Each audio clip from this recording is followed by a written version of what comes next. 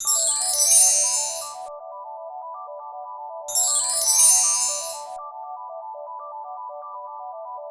10 ఏళ్ల కుర్రాడు నెమ్మదిగా నడుస్తూ ఓ చిన్న ఇంటి దగ్గర ఆగాడు. అక్కడ ఒక వృద్ధుడు నివసిస్తున్నాడు. అతను ఒక తాంత్రికుడు.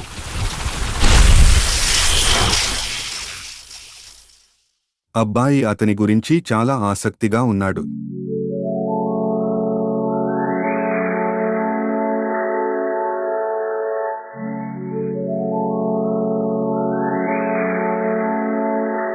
తాంత్రికుడు కొన్ని ప్రయోగాలు చేస్తున్నాడు.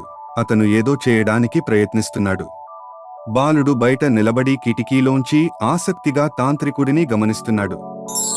తాంత్రికుడు ప్రయోగాలు చేస్తున్నాడు. బాలుడు వృద్ధుడిని ఆసక్తిగా గమనిస్తున్నాడు మరియు అతను ఏమి చేస్తున్నాడో తెలుసుకోవాలనుకుంటాడు. తాంత్రికుడు ఒక మంత్రదండం సృష్టిస్తాడు. మాంత్రికుడు చాలా సంతోషంగా ఉన్నాడు. అతను తన టేబుల్ మీద మంత్రదండం ఉంచుతాడు. అబ్బాయి ఇప్పుడు మరింత ఆసక్తిగా ఉన్నాడు. తాంత్రికుడు బయటకు వెళ్తాడు.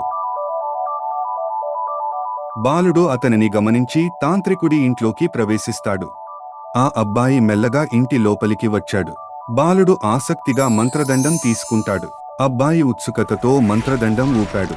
దాని నుండి కొన్ని స్పార్క్స్ బయటకు వచ్చి కొన్ని వస్తువులను పాడు చేస్తాయి. మంత్రదండం నుండి వచ్చే స్పార్క్స్ స్ఫటికాలు మరియు గాజు కుండలను పగలగొడుతుంది. మళ్ళీ అతను మంత్రదండం ఊపాడు. మంత్రదండం నుండి వచ్చిన స్పార్క్స్ ఒక పుస్తకాన్ని కాల్చేస్తుంది.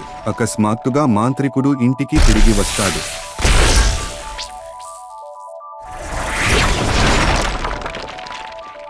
బాలుడు అతనిని చూసి భయపడ్డాడు. మాంత్రికుడు నెమ్మదిగా అబ్బాయి దగ్గరకు వస్తాడు. అప్పుడు మంత్రదండం ఎలా ఉపయోగించాలో తాంత్రికుడు అబ్బాయికి చూపిస్తాడు.